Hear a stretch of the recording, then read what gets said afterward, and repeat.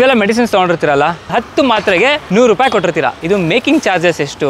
ಒಂದು ಮೆಡಿಸಿನ್ ತಯಾರಿಸುವುದಕ್ಕೆ ಅಂದ್ರೆ ಒಂದು 10 ಟ್ಯಾಬ್ಲೆಟ್ಸ್ ಈ ತರದ ಒಂದು ಸ್ಟ್ರಿಪ್ ಅಲ್ಲಿ ತಯಾರಿಸುವುದಕ್ಕೆ ಕನಿಷ್ಠ ಪಕ್ಷ 28 ರೂಪಾಯಿ ಚಾರ್ಜಸ್ ಆಗುತ್ತೆ. ಡಿಸ್ಟ್ರಿಬ್ಯೂಟರ್ ಯಾರು ಇದನ್ನಲ್ಲ ಅವ್ನು ತಗೊಳ್ಳೋದಕ್ಕೆ ಕನಿಷ್ಠ ಪಕ್ಷ 34 ರೂಪೀಸ್ ಅಪ್ರಾಕ್ಸಿಮೇಟ್ ಆಗುತ್ತೆ. ಅಲ್ಲಿಂದ ಒಬ್ಬ ರೆಪ್ರೆಸೆಂಟೇಟಿವ್ ಮೆಡಿಕಲ್ ಸ್ಟೋರ್ ತಗೊಂಡು ಹೋಗಿ ಕೊಡ್ತಾನೆ, ಅವಾಗ ಅವ್ನು 38 ರೂಪೀಸ್ ಆಗುತ್ತೆ. ಮೆಡಿಕಲ್ ಸ್ಟೋರ್ಸ್ ಬಂದಾಗ 40 ರೂಪೀಸ್ ಆಗುತ್ತೆ ಅಂತ ಅನ್ಕೊಳ್ಳೋಣ. 40 ರೂಪೀಸ್ ಆಗುತ್ತೆ ಒಂದು ಮೆಡಿಸನ್ಗೆ ಅಂತ ಆದ್ರೆ ಮತ್ತೆ 100 ರೂಪಾಯಿ ಕೊಟ್ಟು ನಾವ್ ಯಾಕೆ ತಗೋಬೇಕು? ಅದರಲ್ಲೂ ಕೂಡ ಈ ತರದ 100 ರೂಪೀಸ್ ನಾವು ಕೊಟ್ಟು ತಗೊಳ್ತೀವಿ ಅಂದ್ರೆ 10% ನಮ್ಗೆ ಆಫ್ ಇರುತ್ತೆ, ಡಿಸ್ಕೌಂಟ್ ಇರುತ್ತೆ. ಇನ್ ಕೆಲವು ಕಡೆ 25% ಡಿಸ್ಕೌಂಟ್ ಇರುತ್ತೆ. ಯಾಕೆ ಅಷ್ಟೊಂದು ಡಿಸ್ಕೌಂಟ್ ಕೊಡ್ತಾರೆ ನಮ್ಗೆ? ಹಾಗಾದ್ರೆ ಈ ಮೆಡಿಸಿನ್ಸ್ ಅಲ್ಲಿ ನಮ್ಗೆ ಸಿಕ್ಕಾಪಟ್ಟೆ ಲಾಭ ಜಾಸ್ತಿ ಇದೆ. ಅದಕ್ಕೆ ಎಷ್ಟೊಂದು ಜನ ಏನ್ ಮಾಡ್ತಾರೆ, ಮೆಡಿಕಲ್ ಓದ್ತಾರೆ. ಇನ್ ಕೆಲವ್ರು ಏನ್ ಮಾಡ್ತಾರೆ, ಡಿ ಫಾರ್ಮಾ ಓದ್ತಾರೆ. ಡಿ ಫಾರ್ಮಾ ಏನಕ್ಕೆ ಓದ್ತಾರೆ ಅಂತಂದ್ರೆ ಮೆಡಿಕಲ್ ಸ್ಟೋರ್ ಇಟ್ಕೊಳ್ಳೋಕೆ ಅಥವಾ ವೆಜಿಟೇಬಲ್ ಶಾಪ್ಸ್ ಇಡಿ ಅಥವಾ ಹೋಟೆಲ್ಸ್ ಇಡಿ. ಅದಕ್ಕಿಂತ ಜಾಸ್ತಿನೇ ಮೆಡಿಕಲ್ಸ್ ಅಲ್ಲಿ ಲಾಭ ಇದೆ. ಅದಕ್ಕೋಸ್ಕರ ಸ್ಪೆಷಲಿ ಡಿ ಫಾರ್ಮಾ ಓದ್ತಾರೆ. ಯಾಕೆ ಅಷ್ಟು ದುಡ್ಡು ಕೊಟ್ಟು ಯಾಕೆ ನಾವು ತಗೋಬೇಕು ಮೆಡಿಸಿನ್ಸ್ ನ? 40 ರೂಪಾಯಿ ಮೆಡಿಸಿನ್ 100 ರೂಪಾಯಿ ಯಾಕೆ ಮಾಡ್ತಾರೆ? ಇದೇ ತರ ಎಲ್ಲಾನು ಕೂಡ ಮಾಡ್ತಿದ್ದಾರೆ ಅಂತ ಒಂದು ಮಾಹಿತಿ ಇದೆ. ಬಟ್ ನಿಜಾನ ಸುಳ್ಳ ನಂಗೂ ಗೊತ್ತಿಲ್ಲ. ಒಂದು ಯಾವ್ದೋ ನನ್ನ ಪರಿಚಯ ಅವ್ರ ಫ್ರೆಂಡ್ ಅದು ಇಂಪಾರ್ಟೆಂಟ್ ಯಾವುದೋ ಒಂದು ಇಂಜೆಕ್ಷನ್ ಬೇಕಾಗಿರುತ್ತೆ. ಆ ಇಂಜೆಕ್ಷನ್ ಬೆಲೆ ಕೇವಲ 260 ರೂಪಾಯಿ ಆಗಿರುತ್ತೆ. ಆದ್ರೆ ಅವ್ರು ಮಾಡ್ತಿರೋದು 2400 ರೂಪಾಯಿಗೆ. ಯಾಕೆ? ಸೊ ಇದೇ ತರ ಒಂದಲ್ಲ ಎರಡಲ್ಲ ಇದು ಸಿಕ್ಕಾಪಟ್ಟೆ ನಡೀತಾ ಇದೆ. ಇದು ಒಂದ್ ಮೆಡಿಸಿನ್ ಆಗ್ಬೋದು, 2 ಮೆಡಿಸಿನ್ ಆಗ್ಬೋದು, ನಡೆದ್ರೆ ಪರವಾಗಿಲ್ಲ. ಎಲ್ಲಾ ಮೆಡಿಸಿನ್ ಇದೇ ತರ ನಡೀತು ಅಂತಂದ್ರೆ ಹೆಂಗೆ ನಾರ್ಮಲ್ ವ್ಯಕ್ತಿಗಳು ಹೆಂಗ್ ಬದುಕಕ್ ಸಾಧ್ಯ? ಚಿಕ್ಕ ವಯಸ್ಸಲ್ಲೇ ನನ್ಗೆ ಈ ವಿಚಾರ ಎಲ್ಲ ಗೊತ್ತಾಗ್ಬಿಟ್ಟಿದ್ದೀರಾ. 100% ನಾನು ಮೆಡಿಕಲ್ಲೇ ಓದ್ತಿದ್ದೆ. ಏನಿಲ್ಲ ಅಂದ್ರೂ ಕೂಡ ಫಾರ್ಮಾ ನಾನು ಓದ್ಬಿಡ್ತಾ ಇದ್ದೆ. ಟೆನ್ಷನ್ನೇ ಇರ್ತಿರಲಿಲ್ಲ. ಅಲ್ಲಿ ಕೆಲ್ಸಕ್ಕಲ್ಲಿ ಇಲ್ಲಿ ಕೆಲ್ಸಕ್ಕಲ್ಲಿ ಅನ್ನೋದೇ ರಿಸ್ಕೇ ಇರ್ತಿರಲಿಲ್ಲ ನನಗೆ. ಆರಾಮಾಗಿ ಮೆಡಿಕಲ್ ಸ್ಟೋರ್ ಹಾಕೊಂಡು ಸಾಕತ್ತು ಲಕ್ಷ ಕೋಟಿ ಸಂಪಾದನೆ ಮಾಡ್ಬಿಡ್ಬೋದಾಯ್ತು. ಇವತ್ತಿಗೆ ನೋಡಿ ಬೆಂಗಳೂರಲ್ಲಿ ಎಷ್ಟೋ ಜನ ಸುಮ್ಮನೆ ಮೆಡಿಕಲ್ ಸ್ಟೋರ್ಗಳು ಇಟ್ಟಿರ್ತಾರೆ. ಎಷ್ಟು ಲಾಭ ಆಗುತ್ತೆ? ಅವ್ರು ಮೆಡಿಕಲ್ ಸ್ಟೋರ್ ಹಂಗೆ ಬಿಟ್ಬಿಟ್ಟು ಎಲ್ಲಾದ್ರೂ ಆಚೆ ಹೋಗ್ತಾರಾ? ಹೋಗೋದೇ ಇಲ್ಲ. ತುಂಬಾ ಜನ ಬಡವರಿಗೆ ಅಫೋರ್ಡ್ ಮಾಡೋಕ್ಕಾಗಲ್ಲ ಮೆಡಿಸಿನ್ಸ್ ಇಷ್ಟೊಂದು ಇಟ್ಬಿಟ್ರೆ ಅಲ್ವಾ? 40 ರೂಪಾಯಿಗೆ ಸಿಗೋ ಮೆಡಿಸನ್ 100 ರೂಪಾಯಿ ಮಾರಿದ್ರೆ ಬಡವ್ರು ಎಲ್ಲಿ ತಗೋಬೇಕು? ಆಟೋ ಡ್ರೈವರ್ಸ್ಗಳು ಎಲ್ಲಿ ತಗೋಬೇಕು? ಕ್ಯಾಬ್ ಡ್ರೈವರ್ಸ್ಗಳು ಎಲ್ಲಿಂದ ಸಿಗುತ್ತೆ? ಅವತ್ತು ಕೆಲಸ ಮಾಡಿದ್ರೇನೆ ಸಂಪಾದನೆ. ನಾನು ಅಷ್ಟೇನೆ, ಇವತ್ತು ನಾನು ಏನಾದ್ರು ದುಡಿದ್ರೇನೆ ನನಗೂ ಸಂಪಾದನೆ ಅಲ್ವಾ? ಹಿಂಗ್ ಲೆಕ್ಕ ಆದ್ರೆ ಯಾರು ಬದುಕಕ್ಕೆ ಆಗಲ್ಲ. ಅದಕ್ಕೆ ಹಾಸ್ಪಿಟಲ್ಸ್ ಅಂದ್ರೆ ಎಲ್ಲರೂ ಭಯ ಬಿದ್ದು ಸಾಯೋದು. ಕರೆಕ್ಟ್ ಅಲ್ವಾ? ನಾನು ಅಷ್ಟೇ ಹಾಸ್ಪಿಟಲ್ ಭಯ ಬೀಳ್ತೀನಿ, ಬಡ ಸುಂದರಪ್ಪ ಅಂತ. ಮೆಡಿಕಲ್ ಸ್ಟೋರ್ ಹೋಗ್ಬೇಕಾದ್ರೆ ಕ್ಲಿನಿಕ್ ಹೋಗ್ಬೇಕು, ಬಡಪ್ಪ ಒಂದ್ಸಲ ಕನ್ಸಲ್ಟೇಷನ್ ಚಾರ್ಜ್ಗೆ 400 ರೂಪಾಯಿ ತಗೋತಾನೆ ಬಡಾಗರು ಅಂತಾರೆ. ಅದೇ ಇನ್ನೊಂದು ಮೆಡಿಸಿನ್ ಬಡಾಗರು 90 ಕೊಡ್ಬಿಟ್ಟು ಮಲ್ಕೊಂಡ್ಬಿಡ್ತೀನಿ ಅಂತ ಇನ್ನೊಂದು ಜನ ಹೇಳ್ತಾರೆ. ನೀವು ಎಷ್ಟೆಲ್ಲ ಅಬ್ಸರ್ವ್ ಮಾಡ್ತೀರಿ? ನನ್ನ ಫ್ರೆಂಡ್ ಹೇಳಿದ್ ನನಗೆ ವಿಚಾರ ನಂಗೂ ಗೊತ್ತಿರಲಿಲ್ಲ. ಏನಪ್ಪಾ ಅಂದ್ರೆ ಯಾವ್ದಾದ್ರು ಮೆಡಿಕಲ್ ಸ್ಟೋರ್ಗೆ ಹೋಗ್ತೀರಾ ಅಂತ ಅನ್ಕೊಳ್ಳೋಣ. 2 ಮಾತ್ರೆ ಕೊಡಿ ಸರ್ ತಲೆನೋವಿಗೆ ಅಂತ ಹೇಳಿದ್ರೆ ಅವನು ಟೋಟಲ್ ಆಗಿ 4 ಮಾತ್ರೆ ಕೊಡ್ತಾನೆ. 4 ಮಾತ್ರೆ ನೋಡಪ್ಪ ಬೆಳಿಗ್ಗೆ ಒಂದು ರಾತ್ರಿಗೆ ಒಂದು ತಗೋ ಸರಿ ಹೋಗುತ್ತೆ ಅಂತ ಹೇಳಿದ್ರೆ 4 ಮಾತ್ರೆಗೆ 24 ರೂಪಾಯಿ ಚಾರ್ಜ್ ಮಾಡ್ತಾನೆ ಅಂದ್ಮೇಲೆ ಅದ್ರ ಒಂದು ಸ್ಟ್ರಿಪ್ ವ್ಯಾಲ್ಯೂ ಎಷ್ಟಿರುತ್ತೆ?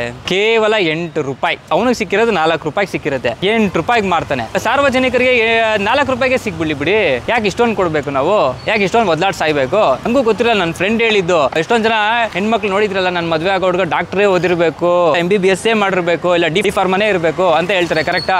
ಯಾಕೆ ಹೇಳಿ? ಐಷಾರಾಮಿ ಜೀವನ ಇದರಲ್ಲಿ. ಈ ಐಷಾರಾಮಿ ಜೀವನದಲ್ಲಿ ಎಲ್ಲರೂ ಸಾಯ್ತಾ ಇದ್ದಾರೆ. ನಾನು ಓದ್ಬೇಕು, ಡಿ ಫಾರ್ಮಾ ನಾನು ಓದ್ಬೇಕು ಅಂತ. ಇವಾಗ ರೋಡಲ್ಲಿ ನೀವೆಲ್ಲ ಹೋಗ್ತೀರಾ ಅನ್ಕೊಂಡಿರಲ್ವಾ? ಒಂದೊಂದು ರೋಡಲ್ಲಿ ಒಂದೊಂದು ಮೆಡಿಕಲ್ ಸ್ಟೋರ್ ಇರುತ್ತೆ. ಯಾಕಪ್ಪ ಅಷ್ಟೊಂದು ಮೆಡಿಕಲ್ ಸ್ಟೋರ್ ಇದೆ? ಯೋಚನೆ ಮಾಡಿ. ಅಂದ್ರೆ ಮೆಡಿಕಲ್ಸ್ ಅಲ್ಲಿ ಇದು ಸ್ಕ್ಯಾಮ್ ಅಂತಾನೋ ಫ್ರಾಡ್ ಅಂತಾನೋ ನಾನು ಹೇಳ್ತಾ ಇಲ್ಲ. ಈ ತರ ನಡೀತಾ ಇದೆ ಅಂತ ನನಗೂ ನಮ್ಮ ಫ್ರೆಂಡ್ ಒಬ್ಬ ಒಂದು ಮಾತು ಹೇಳಿದ್ದು. ಈ ಸತ್ಯನೋ ಸುಳ್ಳು ನಂಗೂ ಗೊತ್ತಿಲ್ಲ. ಹೀಗೆ ಹೋದ್ರೆ ಮುಂದೆ ಏನಾಗ್ಬಿಡುತ್ತೆ ಹೇಳಿ? ಇವತ್ತಿಗೆ 100 ರೂಪಾಯಿ ಇದೆ, ನಾಳೆ 500 ರೂಪಾಯಿ ಆಗುತ್ತೆ. ಬಟ್ ಅದು ಕಾಸ್ಟ್, ಮೇಕಿಂಗ್ ಕಾಸ್ಟ್ ಎಷ್ಟಿರುತ್ತೆ ಅಷ್ಟೇ ಇರುತ್ತೆ. ಜಾಸ್ತಿ ಏನು ಆಗೋದೇ ಇಲ್ಲ. ಅಪ್ರಾಕ್ಸಿಮೇಟ್ 20 ಪೈಸಾ 1 ರೂಪಾಯಿ ಅಷ್ಟೇ ಜಾಸ್ತಿ ಆಗುತ್ತೆ.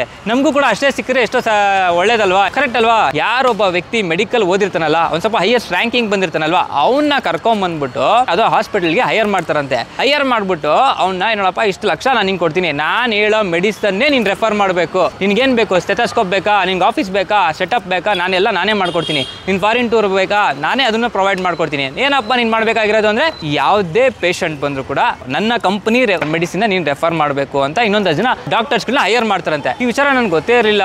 ಇವಾಗಲೇ ಗೊತ್ತಾಗಿದ್ದು. ಮೊನ್ನೆ ನನ್ನ ಫ್ರೆಂಡ್ ಹೇಳಿದ್ದು. ಯಾಕೆ ಈ ತರ ಆಗ್ತಿದೆ ಹಾಗಾದ್ರೆ? ಇವ್ರು ಕೋಟ್ಯಾಂತರ ರೂಪಾಯಿ ಬಿಸ್ನೆಸ್ ಮಾಡ್ಕೊಂಡು ಇವ್ರ ಮನೆ ಮಕ್ಕಳು ಹೆಂಡತಿ ಎಲ್ಲ ಐಷಾರಾಮಿಯಾಗಿ ಟಾಪ್ ಲೆವೆಲ್ ಅಲ್ಲಿ ಕುತ್ಕೋಬೇಕು. ಹಾಗಾದ್ರೆ ನಾವುಗಳೆಲ್ಲ ಬೀದಿಲೇ ಇರ್ಬೇಕಾ? ಇದೇ ಬೀದಿಲಲ್ಲಿ ಆಯ್ಕೊಂಡು ತಿನ್ಬೇಕಾಗಾದ್ರೆ ನಾವು? ಯೋಚನೆ ಮಾಡಿ. ಗೌರ್ಮೆಂಟ್ ಹಾಸ್ಪಿಟಲ್ಸ್ ಅಲ್ಲಿ ಕಾಂಡೋಮ್ಸ್ ಮಾತ್ರ ಫ್ರೀ ಆಗಿ ಕೊಟ್ಬಿಡ್ತಾರೆ. ಅಲ್ಲಿ ಯಾವ್ದೋ ಒಂದು ಬಾಕ್ಸ್ ಇಟ್ಟಿರ್ತಾರೆ, ಟಪ್ ಅಂತ ಎತ್ಕೊಂಡು ಹೋಗ್ಬಿಡ್ತಾರೆ ಒಂದಷ್ಟು ಜನ. ಕರೆಕ್ಟಾ? ಇಟ್ಬಿಡಿ. ಇದನ್ನು ಎಷ್ಟೆಷ್ಟು ಬೆಳೆ ಬಾಳುತ್ತಲ್ಲ ಎಲ್ಲ ಕಮ್ಮಿ ಕೊಡಿ.